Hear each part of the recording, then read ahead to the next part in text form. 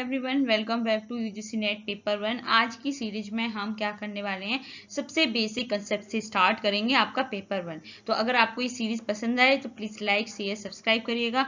And आज के paper में भी हमारा एक ऑब्जेक्टिव रहेगा, जैसे अभी हमने पेपर को देखने को मिला है, तो हम जो भी टॉपिक कराएंगे उसके accessory reading, match the following, statement, true and false topic के बेसिस पर सॉल्व कराएंगे। तो आई होप आप इसे पसंद करोगे। देन हम क्या कवर करने वाले हैं, आज बेसिक्स कवर करने वाले हैं। टीचिंग होता क्या है, उसके ऑब्जेक्टिव क्या होते हैं, क्या कितने लेवल के टीचिंग्स होते हैं, एंड करेक्टरिस्टिक क्या होते हैं। सबसे पहले टीचिंग क्या है। टीचिंग याद रखना, it is not just a transferring information. ठीक है, मैं आपको कुछ भी बोलूंगी तो क्या ये टीचिंग हुआ? नहीं। इसका पर्पज है कि मैं क्या करूँ, आप लोग क्या करो, आप यूजीसी नेट की प्रिपरेशन की तैयारी करो। तो ये क्या है, एक पर्पजफुल ऑर्गेनाइज प्रोसेस है जो कि आपको हेल्प करता है आपके लर्निंग में और आपके बिहेवियर को चेंज होने में। जैसे अभी मैं आपको पेपर 1 पेपर 2 पढ़ा रही हूँ, तो ये एक टीचिंग प्रोसेस है क्योंकि प्रॉपर ऑर्गेनाइज फॉर्मेट में, और आपको हेल्प कर रहा है कि यस आपका पेपर कंप्लीट हो जाए या पेपर आप अपना जेआरएफ क्वालिफाई कर सको। नेचर क्या है, ये बोथ है, आर्ट भी है और साइंस भी है। आर्ट क्यों है? क्योंकि इससे ना क्रिएटिविटी चाहिए। अगर मैं आपको सिंपली टेक्स्ट सारा डाल दूं, उसमें कोई भी इमेजेस पुट नहीं करूं, कुछ भी डिफरेंट नहीं करूं, तो कहीं ना कहीं ना आपको वो इंटरेस्ट नहीं आएगा। और टीचर अपने अकॉर्डिंग अपनी बेसिस पे उसको आर्ट, मतलब हर टीचर का देखा होगा आपने यूट्यूब पे, इतने सारे पेपर 1 के पढ़ाने वाले हैं, सबका एक अपना अंदाज होगा। तो ये क्या है, उनकी आर्ट है टीचिंग की। साइंस क्यों है? क्योंकि यहाँ पे हम structure, methodology, psychology, logic follow करते हैं। जैसे एक प्रेजेंटेशन के फॉर्म में मैं आपको प्रॉपर सारा टॉपिक वाइज टॉपिक कवर कराऊंगी, तो ये क्या हो गया, हमारा साइंस हो गया।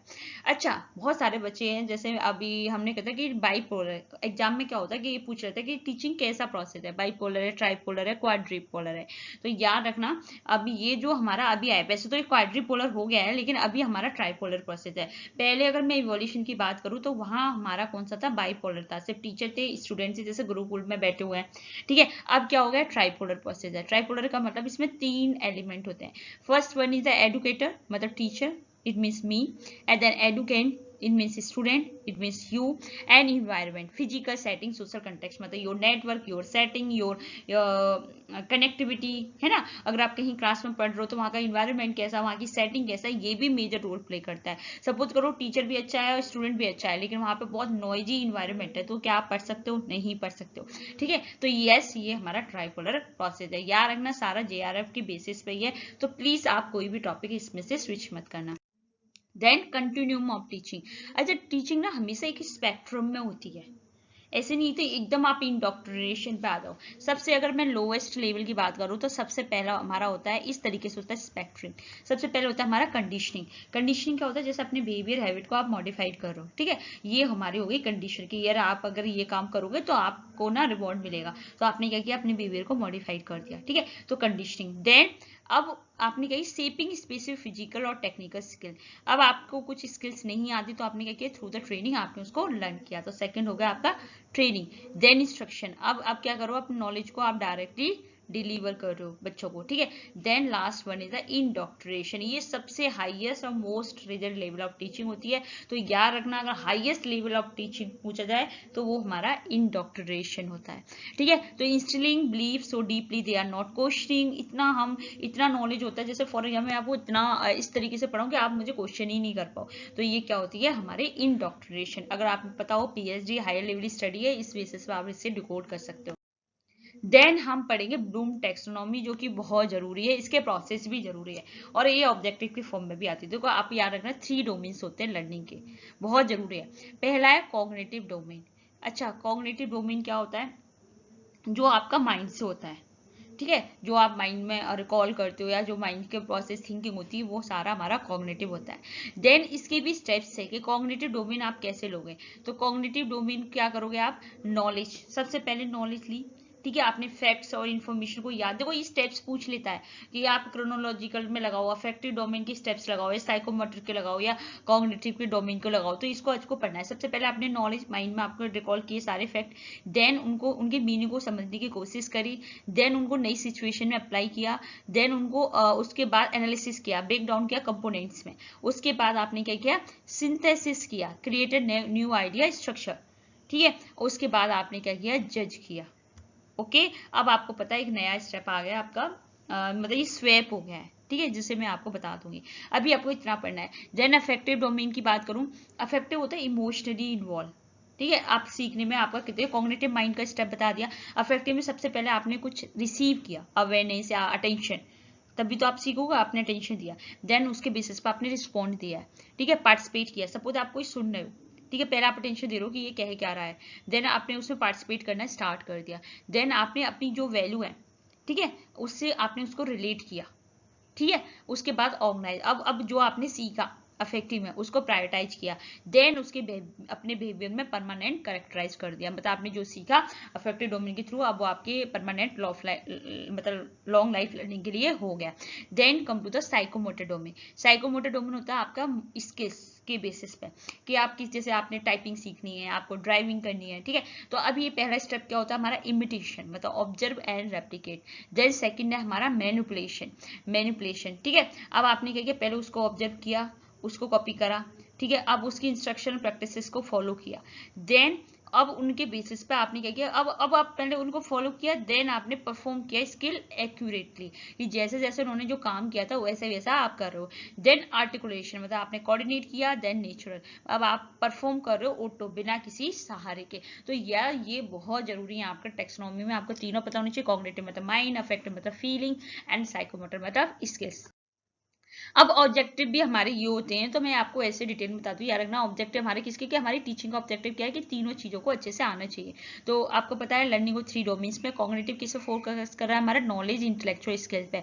नॉलेज हम अपने फैक्ट को कर रहे हैं, कंप्रेहेंसिव अंडरस्टैंड कर रहे हैं, कंसेप्ट को न्यू सिचुएशन समझने की कोशिश कर रहे हैं, break down information into part, then synthesis, combining part to form a new whole, and judging to value information. अब आपको क्या याद करने की कोशिश करनी है, 2001 में रिवाइज यू टेक्सोनॉमी किसने की थी, एंडरसन क्रैथवॉल ने किया था। इन्होंने वर्जन को नॉर्म्स जो होते चेंज कर दिए वर्ब में। जो टॉप 2 लेवल है ना हमारे, इवेल्युएटिंग एंड क्रिएटिंग, उनको क्या कर दिया, स्वैप कर दिया। ठीक है, देखो अब क्या हो गया कि अब हमारा जो ये दोनों है ना सिंथेसिस, पहले हमारा ऐसा ही था, ब्लूम ने जो दिया, जो हमारे एंडरसन ने कहा, उन्होंने कहा नहीं, इवेल्युएटिंग के बाद हमारा सिंथेसिस आता है। ठीक है, सिंथेसिस क्या होता है, जब आप एक छोटी छोटी चीजों को कनेक्ट करके कोई नई नॉलेज बनाते हो। तो याद रखना, अब हमारा synthesis highest level of learning हो गया। Then come to the affective domain, hearts and emotions, focus करते हैं हमारे एटीट्यूड, वैल्यू, इंटरेस्ट, अप्रिसिएशन पे। रिसीविंग क्या है, आप सुन रहे हो, देन आप पार्टिसिपेट कर रहे हो, देन आप वैल्यू कर रहे हो, देन आप उस चीज को ऑर्गेनाइज कर रहे हो, देन करेक्टराइज कर रहे हो। तो अगर क्वेश्चन आपसे पूछा जाए highest level of affective domain, तो याद रखना करेक्टराइजेशन होता है, मतलब आपने अपनी हैबिट में उसको डाल दिया, वो परमानेंट आपकी हैबिट में आ गया। देन साइकोमोटर की बात करूं, तो साइकोमोटर डोमेन होता है हैंड एंड फिजिकल स्किल्स। अभी हमने जस्ट पढ़ा ब्लूम टेक्सोनॉमी, और ये हम ऑब्जेक्टिव में भी पढ़ रहे हैं, तो आपको कैसा भी कोई भी कंफ्यूजन नहीं होना चाहिए। तो सबसे पहले क्या करोगे, आप कॉपी करोगे, देन उसकी इंस्ट्रक्शन के बेसिस पे एक्शन परफॉर्म करोगे, देन एक्यूरेसी मतलब कोशिश करोगे कोई एरर ना हो, देन सारे एक्शन को कोऑर्डिनेट करोगे, देन ऑटोमेटिकली बिना थिंकिंग के अब आप फंक्शन कर लोगे। जैसे आपको ड्राइविंग सीखनी है, टाइपिस्ट करना है, ठीक है, ये सारे हमारे साइकोमोटर डोमेन है।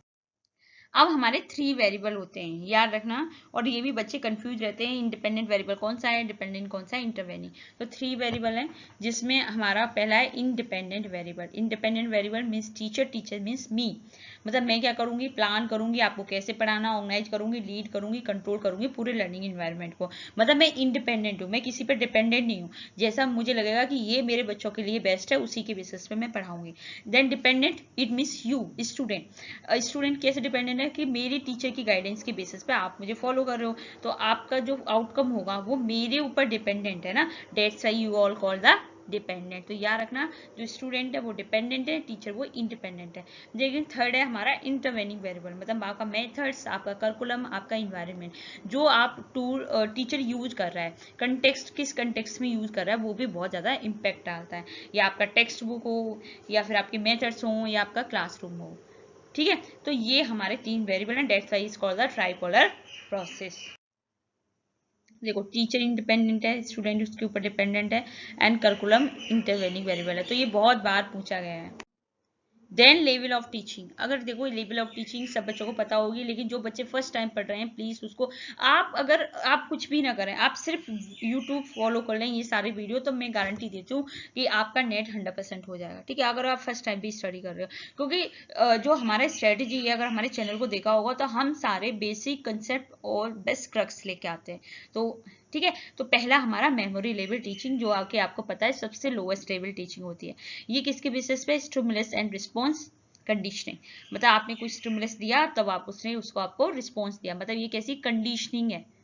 ठीक है, कंडीशनिंग के बेसिस से आप बिहेवियर को चेंज कर रहे हो। Road learning without critical insight, जैसे हम छोटे बच्चों को करते हैं ना ABCD, उसे नहीं पता ABCD क्या है, बस उसको याद करने। ठीक है, then power dynamic, power dynamic होता है teacher is strictly authoritarian, teacher क्या है हमारा अथॉरिटेरियन होता है इसमें, क्योंकि मेमोरी लेवल है, बच्चों को अभी बच्चों को समझ नहीं है कि अच्छा क्या बुरा है, तो वो उसमें क्या करता है कि बस वो ही जो बोलेगा वही बच्चे मानते हैं। स्टूडेंट पैसिव रिसेप्टर है, सेकेंडरी है, क्योंकि बस बच्चे इसमें पैसिव मोड है। जैसे आपने हिस्ट्री का कोई ईयर्स याद करनी है, बच्चे पढ़ रहे हैं। पेडागोगी जो होती है वो हमारी मेमोरी लेवल में होती है, ये याद रखना। पेडागोगी होती है जो चाइल्ड लर्निंग। ठीक है, देन इवैल्यूएशन मेथड्स की बात करूँ तो यहाँ पे कैसा होगा, ओरल, रिटेन, ऐसे टाइप एग्जाम जो कि रिकॉल स्पीड और एक्यूरेसी पे स्ट्रिक्टली डिपेंड होगा। ठीक है, तो अगर स्टेटमेंट क्लेम करेगी मेमोरी लेवल डेवलप करता है कॉग्निटिव एबिलिटी क्रिटिकल थिंकिंग, तो याद रखना फोर्स है, क्योंकि ये सिर्फ डेटाबेस और फैक्ट को करता है। ठीक है, then come to the understanding level, understanding किसने दी थी? मॉरिसन ने। ठीक है, हर्बर्ट ने हमारा मेमोरी लेवल दिया, मॉरिसन ने होता है बीच वाला लेवल है।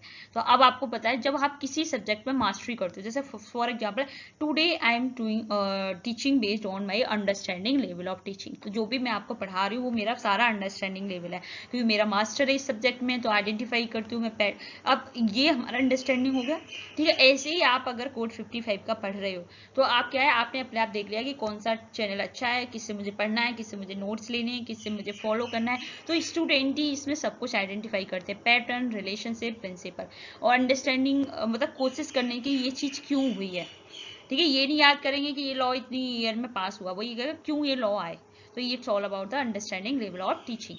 Then come to the power dynamic, आपको पता है इसमें हमारे both teacher and student are actively engage, क्योंकि आपको पता है कि इसमें टीचर भी इंगेज रहेगा, क्योंकि अंडरस्टैंडिंग है, मैं एग्जाम्पल के थ्रू आपको पढ़ा रहा हूँ और आप भी मुझे क्वेश्चनिंग कर रहे हो, तो it means we both are engage. Then come to the evaluation methods, evaluation कैसे करेंगे?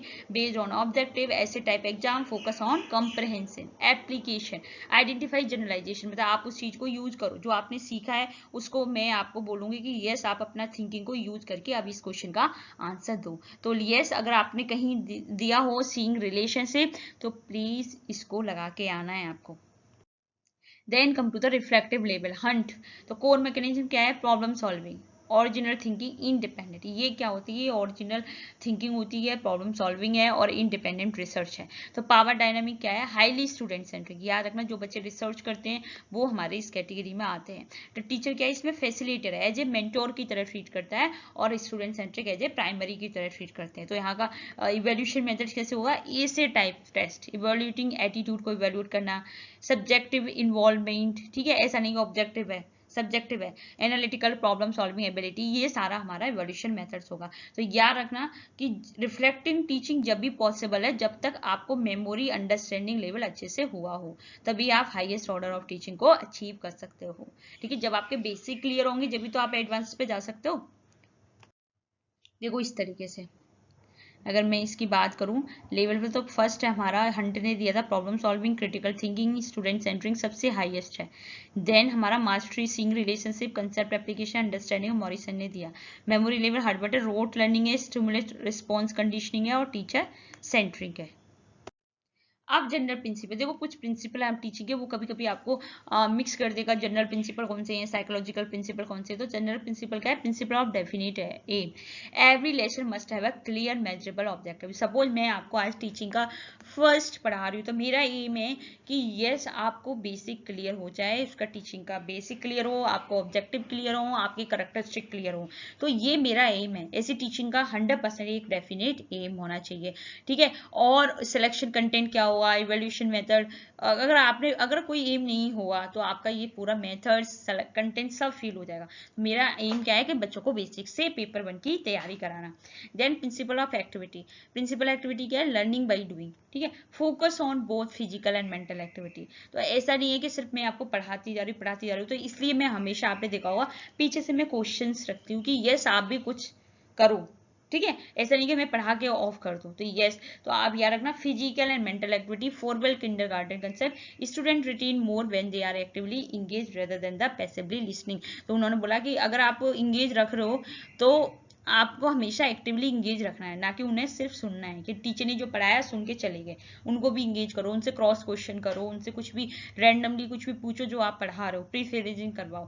Then principle of linking with life, yes, जो भी हम आप पढ़ा रहे हैं उसको हमेशा स्टूडेंट के रियल वर्ल्ड लाइफ इन्वायरमेंट से रिलेट करो, डेली एक्सपीरियंस के बेसिस पे, जिससे क्या होगा, उन्हें ज़्यादा टाइम तक चीज़ें याद रहेगी। Then principle of selection, teacher को हमेशा ऐसा कंटेंट सेलेक्ट करना चाहिए जो रिलेवेंट हो करिकुलम से। फॉर एग्जाम्पल, मैं आपको यूजीसी नेट पढ़ा रही हूँ क्योंकि मुझे लगता है कि आपका रिलेवेंट है, इसी की जगह मैं आपको कुछ भी ऐसे XYZ पढ़ा दूँ तो क्या आप समझ पाओगे? नहीं। टीचिंग में आगे मैं कुछ भी बोल जाऊंगी? नहीं। मेरा ये है कि मेरा जो कंटेंट है हमेशा रिलेवेंट रहेगा। किसके रिगार्डिंग? अगर यूजीसी नेट है तो नेट के रिगार्डिंग ही रहेगा, ठीक है। अननेसेसरी हमें कॉग्निटिव लोड किसी को देने की जरूरत नहीं है। और प्रिंसिपल ऑफ डिवीजन, हमेशा कॉम्प्लेक्स टॉपिक को ब्रोकन डाउन करो स्मॉल डाइजेस्टेबल लॉजिकल।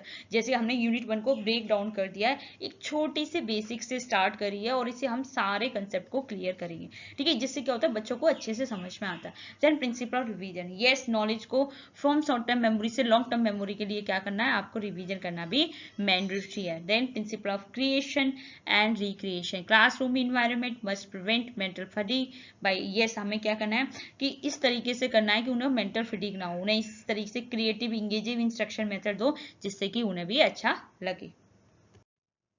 अब आते हैं हमारे साइकोलॉजिकल प्रिंसिपल ऑफ टीचिंग। अच्छा, ये तो हो गए हमारे जनरल। साइकोलॉजिकल होता है जो आपका माइंड से सेटिस्फाइड हो रहा है, ठीक है। पहला प्रिंसिपल ऑफ मोटिवेशन, तो absolute pre requisite of learning, आपको मोटिवेशन बहुत जरूरी है। अगर बच्चों से मैं बोलूँ कि यस आपको नेट करना ही पड़ेगा जब भी आप पढ़ोगे ना, आपको एक विजन है कि आपको JRF क्वालिफाई करना है दिसंबर में, तो आप आपके एक मोटिवेशन है, इसके थ्रू आप स्टूडेंट का इंटरेस्ट आएगा और वो पढ़ेंगे। Then principle of interest, student का किस चीज में इंटरेस्ट है। अगर उनको सपोज करो इस नेट के पेपर में पेपर 2 में नेट का देना ही नहीं है तो वो क्यों पढ़ेंगे, ठीक है। तो टीचर को क्या करना है, इंटरेस्ट करो कि यस इस चीज की वैल्यू है, ठीक है, तो उसी चीज में हमें उनको शो करना है। देन प्रिंसिपल ऑफ रीइंफोर्समेंट, उनकी तारीफ करो, उनको रिवॉर्ड्स दो, उनको कंस्ट्रक्टिव फीडबैक दो, ठीक है, तो जिससे कि वो कम से कम एरर को एलिमिनेट कर सकें। पॉजिटिव रीइंफोर्स हमेशा याद रखना स्ट्रेंथन करता है रिस्पॉन्स को, कि अगर सपोज करो आप लोग का बहुत अच्छा रिजल्ट आएगा तो आपके घर वाले तारीफ करते हैं, आपके टीचर्स भी तारीफ करते हैं। नेगेटिव रीइंफोर्समेंट इंस्ट्रूमेंट करता है रिमूविंग अवर्सिंग स्टिमुलस, तो सपोज करो कि आपने अच्छे से पढ़ाई नहीं करी, ठीक है, अब आपने क्या किया, अब आप क्या करोगे, अगर आपने पढ़ाई नहीं करी तो अब आपने क्या किया, आपको तारीफ नहीं करी, किसी ने आपको रिकॉग्नाइज नहीं किया, तो आप क्या करोगे, उस बिहेवियर को रिमूव करके अब आप अच्छे से पढ़ाई करोगे। प्रिंसिपल ऑफ इंडिविजुअल डिफरेंस, याद रखना कोई भी हर लर्नर सेम नहीं होता, सबका सेम इंटेलिजेंस नहीं होता, बैकग्राउंड नहीं होता, लर्निंग स्टाइल नहीं होता, सबका अपना अलग अलग डिफरेंट वर्जन होता है। तो टीचिंग स्ट्रेटजी ऐसी होनी चाहिए जो डाइवर्सिटी इंक्लूड करे। ऐसा नहीं कि सिर्फ मैं पढ़ाती आ रही हूँ, मैं इसमें इमेज भी रखूंगी, मैं इसमें PYQ सेशन, कोई बच्चा होगा जिसको ऐसे ही पढ़ना अच्छा है, किसी बच्चा को इमेज के थ्रू पढ़ना अच्छा लगता है, किसी बच्चे को PYQ करना अच्छा लगता है। तो हमेशा टीचिंग कैसी होनी चाहिए, डाइवर्सिटी होनी चाहिए।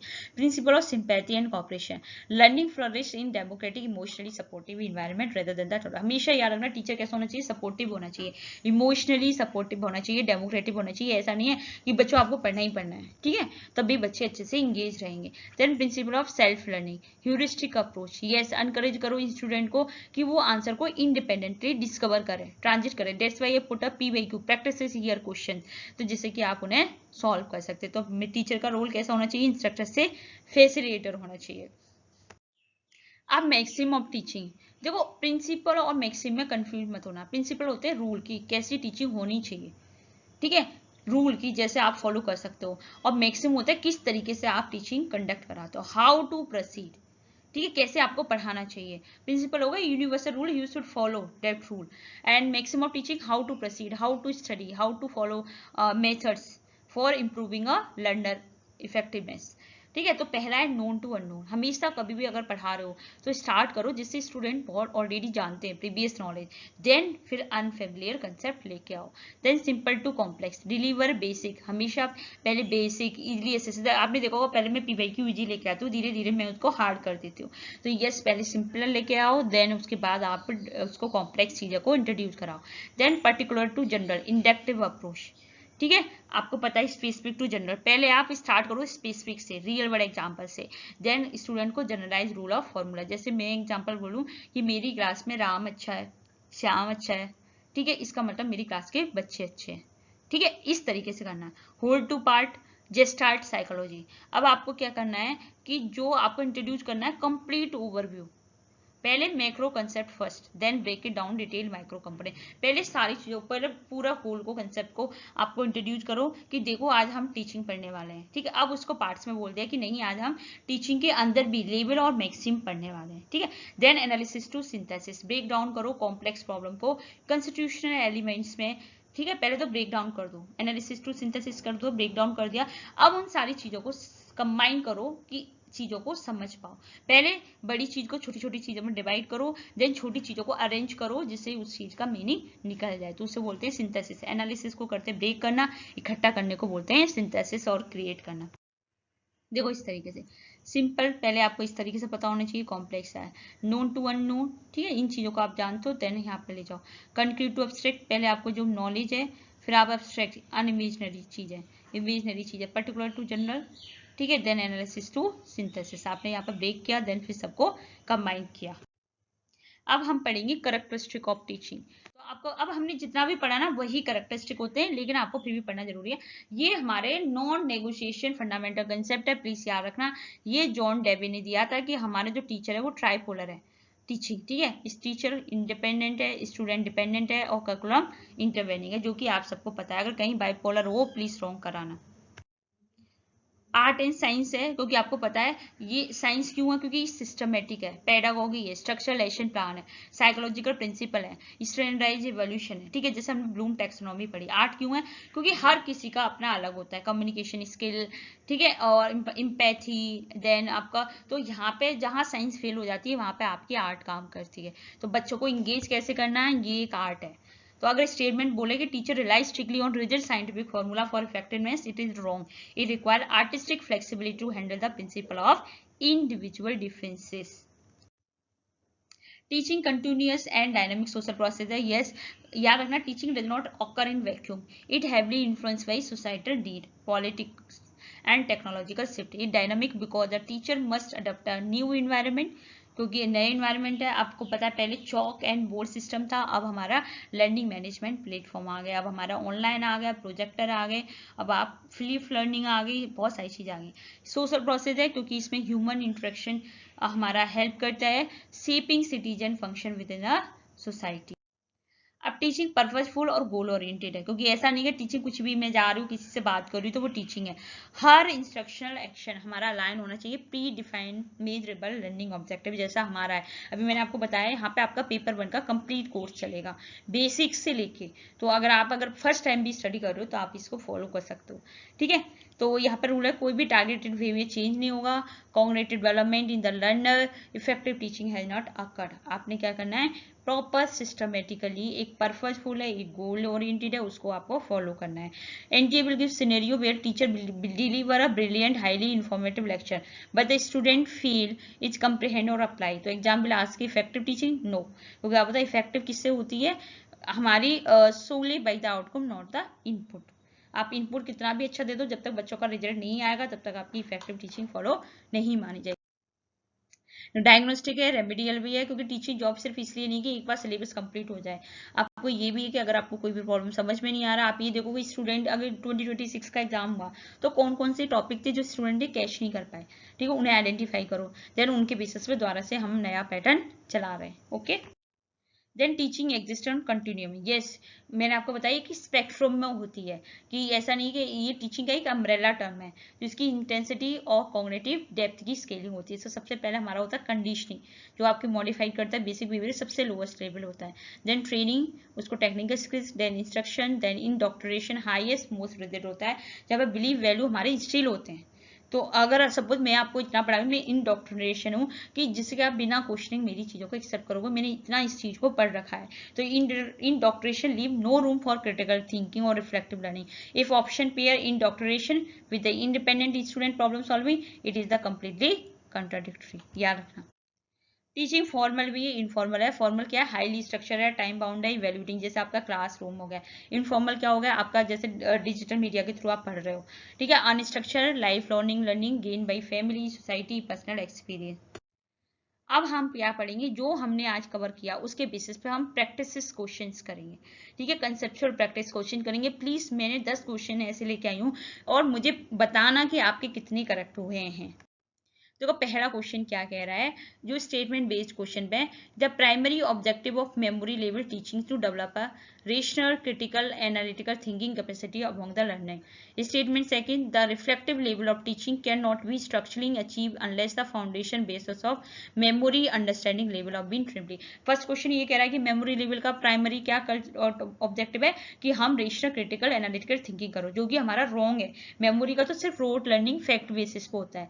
यस, सेकंड स्टेटमेंट हमारा इसलिए ट्रू है क्योंकि वो बोला है कि जब तक आप रिफ्लेक्टिव लेवल नहीं पढ़ सकते, जब तक आपका मेमोरी और अंडरस्टैंडिंग अच्छे से क्लियर नहीं हुआ हो। तो यस, हमारा statement 1 is wrong and statement second is correct. कहाँ पे हमारा ये, ठीक है। तो आपको पता है ऑप्शन नंबर 4 हमारा राइट है, क्योंकि मेमोरी सिर्फ रॉ रिकॉल को करता है और रिफ्लेक्टिव टीचिंग हमारा हाईएस्ट कॉग्निटिव है, तो उसके लिए हमारा दोनों जरूरी है। अब हम किसके बारे में स्टडी करेंगे?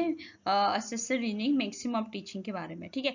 तो अब इन्होंने क्या बोला, असिस्टेड रीजनिंग में क्या बोला इन्होंने? सबसे पहले effective instructional design demand that teachers should transition from concrete to abstract. तो यस, हमने अभी आपको बोला था कि यस हमारा टीचिंग कैसा होना चाहिए? कंक्रीट टू एब्स्ट्रैक्ट होना चाहिए। रीजन क्या दिया है कि जो abstract concept are cognitively easier to process, क्योंकि जब आप उन्हें टेंजिबल किसी फिजिकल ऑब्जेक्ट से रिलेट करके अगर किसी को पढ़ाते हो तो आपको डिफिकल्ट चीजें भी समझ में आ जाएगी। तो यस, हमारे both and A R and true है एंड करेक्ट एक्सप्लेनेशन है, क्योंकि आपको पता है कॉम्प्लेक्स रूल को अगर आप फिजिकली रिलेट करोगे, टेंजिबल एक्सपीरियंस से रिलेट करोगे, तो हेल्प करेगा आपका cognify verify to logical link between the A and R, ठीक है। तो वो आपको हेल्प करेगा इजी प्रोसेस करने में।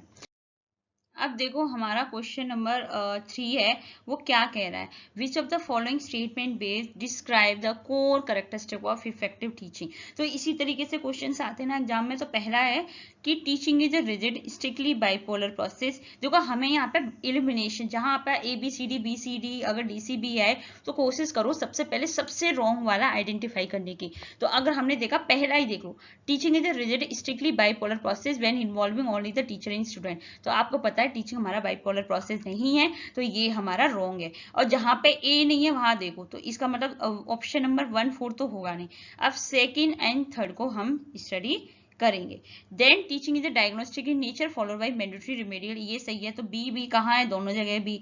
Then success in teaching is measure by primary by quantity of syllabus, no हो। सक्सेस ऑफ टीचिंग हमारा सिलेबस कितना कंप्लीट किया उससे मैटर नहीं करता, कैसा आपका आउटपुट आया उससे डिपेंड करता है। तो सी भी हमारा रॉन्ग है। तो देखो सी हमारा रॉन्ग है, इसका मतलब हमारे पास यही ऑप्शन बचा। देन ई की बात करूं, तो अगर डी की बात करूं तो teaching exist in continuum ranging, yes conditioning to doctrination, ये भी मैंने आपको पढ़ाया था, तो हमारा डी भी राइट है। Then teaching is a both formal and informal, तो yes B D E and correct है, ठीक है। तो इस तरह के भी क्वेश्चन आते तो हमेशा आप क्या करना, इलिमिनेट फाइंड आउट करने की कोशिश करो। Then come to the question number 4। अब इसमें मैच द फॉलोइंग है, ठीक है। देखना हमारा पहला है student separate structure shift between old law and new law code. Then student act consistently according to professional ethic under the crisis. Student execute precise measurement tool operation inside the simulator, and student compute calculation formula within the complexity of new case study.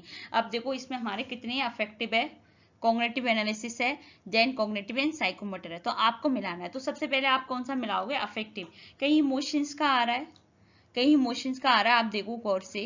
तो आपने देखा होगा ethical, student act consistently according to professional ethical under the crisis, इसका मतलब आपका B वाला correct है। तो आपने देखा होगा, ठीक है। तो अब आपको देखा कि स्टूडेंट जो हमारे क्राइसिस है, तो क्राइसिस है मतलब यहाँ पे हमारे इमोशनल आ रहे हैं, तो इमोशंस हमेशा कहाँ आते हैं?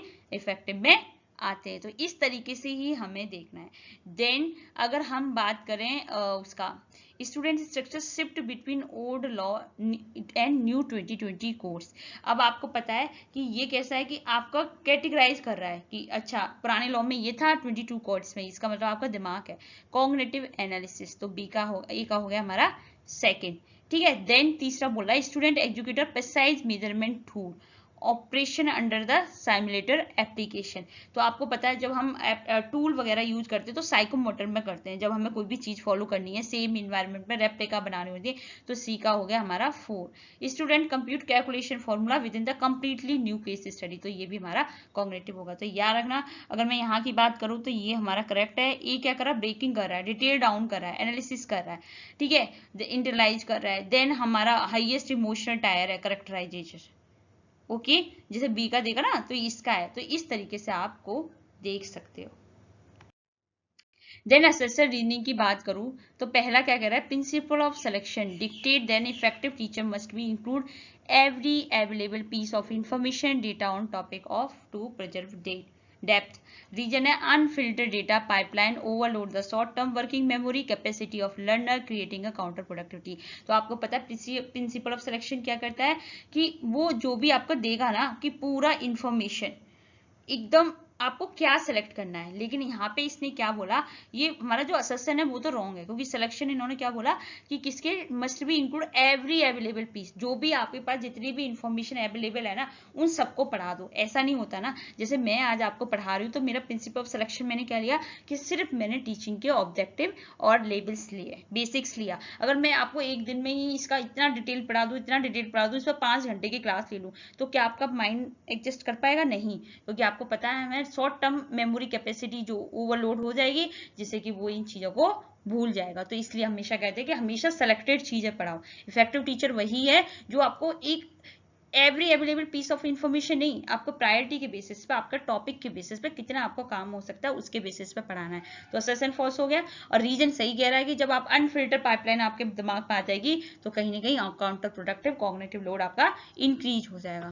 Then come to the question number 6, sequential ordering। affective domain की बात करूं तो identify the correct ascending sequence। अब इसने क्या बोला कि अफेक्टिव डोमेन को प्रोसेस में स्टेप्स में लगाओ। तो मैंने सबसे पहले आपको, अगर आपको याद हो तो मैंने सबसे पहले क्या था आपका रिसीविंग, मतलब अटेंशन देना।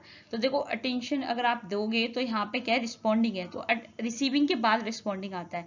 तो याद रखना रिस्पॉन्डिंग आएगा नहीं, वैल्यू आएगा नहीं। अब आपके पास 2 ऑप्शन है,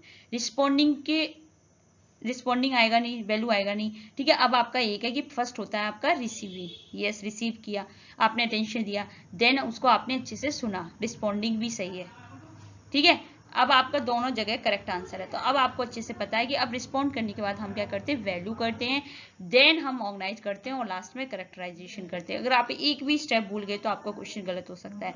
तो अब आपको पता है कि जो हमारा कर्थवोल्ट टेक्सोनॉमी थी हायरार्की ने, उसने इंटरनल रिवॉल्यूशन में अटेंशन मतलब रिसीवरी, रिएक्शन मतलब रिस्पॉन्ड, वर्थ असाइनमेंट मतलब वैल्यू, देन सिंथेसिस मतलब ऑर्गेनाइजिंग, और देन लास्ट का था हमारा करेक्टराइजेशन। तो याद रखना वैल्यू पहले आएगा, ऑर्गेनाइजेशन हमारा बाद में आएगा। तो यस आपका ऑप्शन नंबर 2 इज करेक्ट है, ठीक है।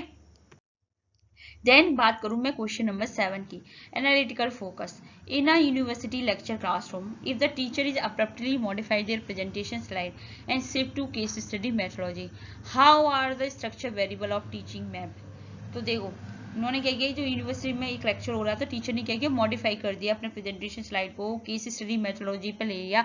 तो उन्होंने बोला स्ट्रक्चर वेरिएबल ऑफ टीचिंग क्या देख रहा है, teacher is the dependent variable, slide are independent variable, student is the independent variable, curriculum is the intervening variable, teacher is the independent variable, case study methodology intervening variable। तो देखो yes हमारा क्या है कि जो टीचर है वो हमारा इंडिपेंडेंट वेरिएबल है, वो अपनी मर्जी से उसमें कंट्रोल कर सकता है। और केस स्टडी क्या है, हमारे इंटरवेनिंग वेरिएबल है, क्योंकि क्या है हमारा करिकुलम है, ठीक है, सब्जेक्ट है ये हमारा। तो याद रखना मेथोडोलॉजी हो गई, स्ट्रेटेजी हो गई, हमारी मटेरियल होगा, टेक्नोलॉजी हो गई, ये सारे हमारे इंटरवेनिंग वेरिएबल है। मतलब ये हमारा रिलेशन शो करते हैं टीचर और स्टूडेंट के बीच में कि किस तरीके से हम अपना पाथ को एग्जीक्यूट करें। क्वेश्चन नंबर 8 की बात करूँ तो स्टेटमेंट बेस्ड क्वेश्चन है। Morrison model of teaching emphasize the creation of a democratic atmosphere where the teacher act merely as a peer guide. तो मॉरिसन मॉडल आपको पता है, सबसे पहले आपको ये पता होनी चाहिए मॉरिसन क्यों था। तो आपको पता है अंडरस्टैंडिंग लेवल हमारा मॉरिसन ने दिया था। तो हमने बोला क्रिएशन कर रहा है democratic atmosphere, teacher act merely as a peer guide. तो टीचर यहाँ पे एज ए पीयर गाइड की तरह एक्ट करता है। हंट आपको पता है रिफ्लेक्टिव लेवल है, ठीक है। तो हंट ने जो हमारा रिफ्लेक्टिव लेवल है उसमें स्टूडेंट भी highly active creative centre around the product situation. तो आपको अच्छे से पता है कि देखो स्टेटमेंट जो हमारा सेकंड है वो तो 100% करेक्ट है, क्योंकि मॉरिसन ने हाईली एक्टिव क्रिएटिव होता है।